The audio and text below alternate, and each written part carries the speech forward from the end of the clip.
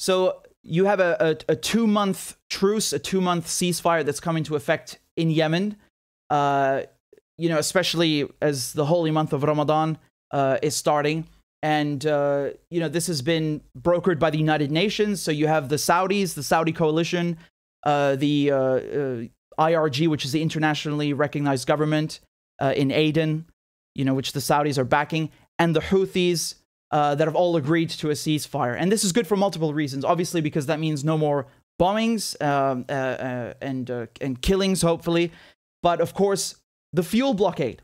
So I just put out an investigative report, and I detailed step by step how there is a fuel embargo being imposed on Yemen by the Saudi-led coalition, right? So these fuel ships try to go to Hudaida, which is Yemen's largest port, and they get clearance from the United Nations, but even though they already have clearance, the Saudis take the ships to the coalition holding area and just keep them there for months. And every day, those ships have to pay fines to the ship owner because they're not offloading the cargo. And those costs are, you know, put onto the shoulders of Yemenis. And so people in Yemen are paying $9.50 per gallon. In the US, you got $4 a gallon, $5 a gallon, which is already bad enough. Yemen is one of the poorest countries on earth, and they're paying $9.50 a gallon. Last year in 2021, they paid $644 million extra for diesel and gasoline because of this blockade. So with this ceasefire, I'll just show you very briefly United Nations Secretary General Antonio Guterres, what he said very quickly.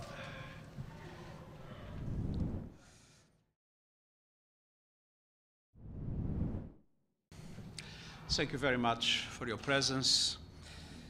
I commend the government of Yemen, the Saudi-led coalition, and the Houthis for agreeing on a 2-month truce in Yemen, including cross-border attacks, and I urge all parties to make the necessary arrangements to support the successful implementation of the truce and to operationalize cooperation mechanisms without delay. So basically what's happened, the Saudis have now come out and said this, right? This is from Reuters. Quote, "We immediately announced the release of the first 2 fuel ships through Hudaida port," said Foreign Minister Mubarak. Aha! Wow. So there is a fuel embargo. The Saudi coalition have literally proved there is a fuel embargo, and it's intentional and completely pointless. The only purpose is to make Yemenis suffer. Right? They're saying, yeah, we'll release some fuel ships. So there is an embargo, because they always claim, no, there's no embargo. Yemenis can import fuel. Look, they can go through Aden or Mukalla. No one who's importing fuel to Yemen would go through Aden or Mukalla. You know why? Because those ports are on the other side of the country. That's like you're trying to bring fuel to New York, and then you dock your ship in Florida and then drive it up the East Coast. What's the point of that? Do you know how much more expensive that makes the fuel? No one would do that if they could help it. So in this case, Hudaida is Yemen's largest port. It's not only Yemen's largest port, it's literally the closest to the capital, Sana'a, and the closest to where 80% of Yemenis live. And this is where the blockade is. And the Saudis say, oh, no, there's no blockade. And now all of a sudden, oh yeah, we'll let 2 ships go. So there is a blockade. Thank you. Thank you for proving my report right. Thank you. My report, and of course I did this with Amir, who is Amir Al-Tibah, who's a Yemeni economist, Oxford graduate, worked at the World Bank for 10 years. And we put this together, and it's really, please read this and share it, because everybody talks about the bombs in Yemen, which again, that's bad. They talk about the famine, the cholera. No one talks about the siege, and not in this detail. We really broke it down step by step. We have the data to back it up from the IMF, from the UN, from the World Bank. We took the unbiased sources, international sources, so no one can claim it's biased. And I got all these graphics done to explain exactly how the siege works. I even published the clearance certificates, and this is very interesting. Do you see the name of the ship? This ship is called the Splendor Sapphire. That's one of the ships they just released. So one day before the ceasefire, I published the UN certificate. Remember, if you want to bring fuel to Yemen, you got to pass by Djibouti, and you need to get a clearance certificate from the United Nations verification and inspection mechanism. They check the cargo, they check where your funding is from, and then they give you a certificate. You can go to Yemen. Of course, the Saudis disregard this, the Saudi coalition, and they just hijack the ships and hold them and detain them for months. Remember, last year in 2021, fuel ships that were carrying fuel for public consumption to Hudaida, they were detained for 158 days on average. So on average, each ship had to pay $3.2 million extra just in fines. And they're not really paying that in the end. It's Yemenis who are paying that, who have no money. So I published the UN certificate for this ship, right? And this ship was cleared when? 3rd of January, 2022. So that's 4 months ago. This ship has been waiting for literally no reason. And I posted also where it was located, right? Under here, you could track this online with marinetraffic.com. This is where the ship was until 2 days ago, near Jizan, which is a Saudi town. And this is exactly where they bring the ships. It's called the Coalition Holding Area. And so now the ship has been released. And they've let it go there.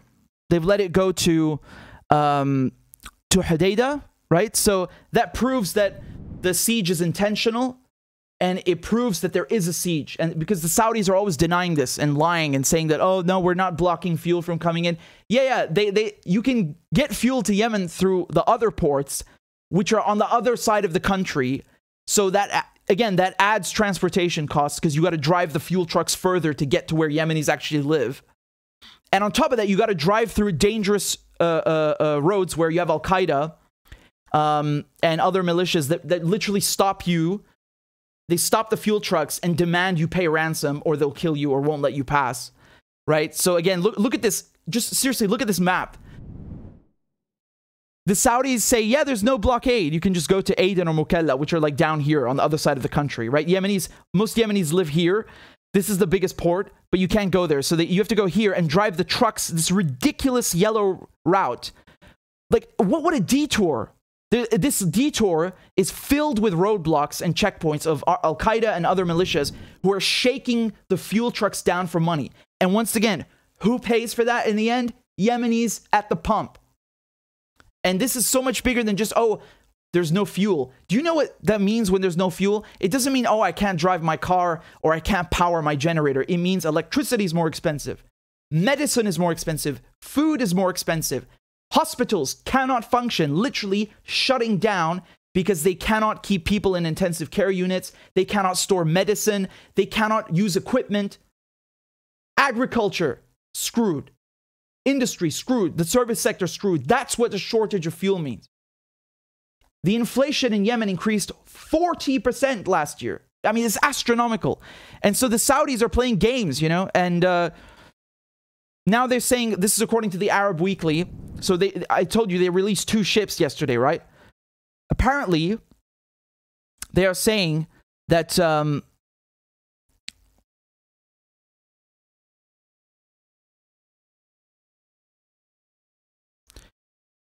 during the 2-month truce, the Saudi-led coalition will allow 18 vessels carrying fuel into the port of Hudaida and 2 commercial flights a week from the Yemeni capital to Jordan and Egypt, according to a copy of the truce. 18 vessels, that is not enough. That's nowhere near enough. This is absurd that they are conditioning how many vessels can bring fuel to Yemen.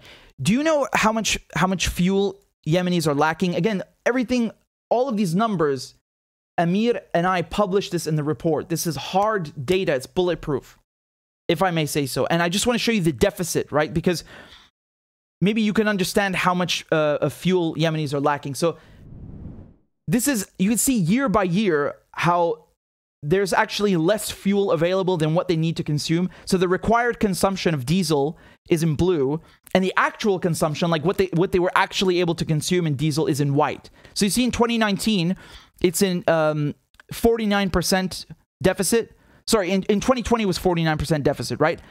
And then in 2021, it's a 90% deficit. So basically, in other words, Yemenis only consumed 10% of the diesel that they need from Hodeidah. 10%, right? Of the diesel and gasoline. 10%. No wonder everything is screwed. And people think that the bombs are the biggest issue. Again, the bombings are bad. And the Americans and the British and the Germans are all profiting from this. But the siege, this economic warfare, is just as bad, if not worse. I've heard this from Yemenis, from Amir, from my cousins in Syria. Economic warfare is horrific. It is just as bad as the bombs, if not worse. And of course, as a result, people go to the black market because there's no fuel coming in, right? Look at the price of the black market. It literally increased by 300% between December 2020 and March 2022. So that's barely over a year. 300%. And my point is, when they're saying that, okay, we'll allow 18 vessels to come through to Hodeidah, dude, look at the deficit. Even if you let 18 ships come in, it wouldn't help. Look at how little ships are coming because of the blockade through Hodeidah. Up here, we published a graph showing you how there's less and less ships. So in 2019, you had 80 ships that came in. 2020, 63. 2021, 5 ships. And this year, 1 ship. And of course, that's until I published the report. So now it's 3. Wow. 3 ships. How on earth are you supposed to run a country on 3 fuel ships? Again, 80% of Yemenis, the bulk of the Yemenis, live in the Sana'a-controlled area. So when I say running a country, I really mean most of the country. You know, this is where all the economic activity is, where Yemenis live.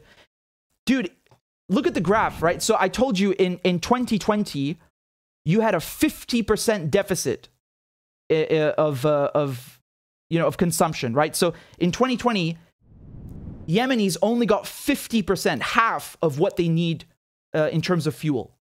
And that year, 63 ships came. So let's do the math. We have 3 ships that have come so far in 2022, and they're saying we'll let another 18 ships through in the next 2 months, right? So 18 plus 3, 21. Well, hold on a second. When the 63 ships came in, they only consumed half. So how the hell does 21 help? You're still going to have like a 70% deficit. It's nowhere near enough. And this is really disgusting because even with this truce, they're still screwing Yemenis. And honestly, I've heard that there have been violations of the ceasefire already in terms of violence. My focus is on the siege here because I think that this is very important to show how even with this so-called ceasefire, they're still starving and choking and suffocating Yemenis. And this affects all the entire economy. And I think the reason that you had this truce come into play right now is because the Saudis are losing the war. Again, despite all the weapons that they bought, hundreds of billions of dollars of weapons from the British, from the Americans, training and logistical support from the British and the Americans, they still can't defeat the Houthis. Or also you might hear in the media, they say Ansar Allah. I say Yemenis, right? So my point is that they're losing the war, and they've tried to get Iran to tell the Yemenis to make peace. And the Iranians said, why are you talking to us? Go ask them yourself. Because you always hear like, oh, the Houthis are Iran-backed, whatever that means. But during the last days, you guys know what happened? The Yemenis, they hit Aramco. Aramco is the biggest oil company. It's the main oil company in Saudi Arabia. And look at the video. This is what happened. Massive. So this is at the Saudi Aramco storage facility.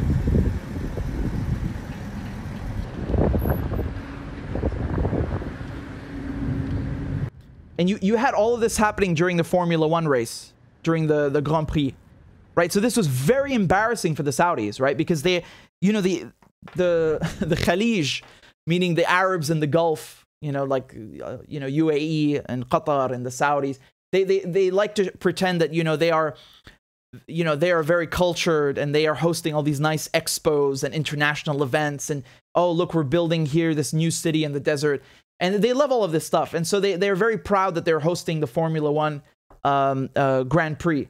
And during the race, the Yemenis attacked the oil facility, and you could literally see the smoke from the racetrack. It's a huge embarrassment, and they actually decided to go ahead with the race.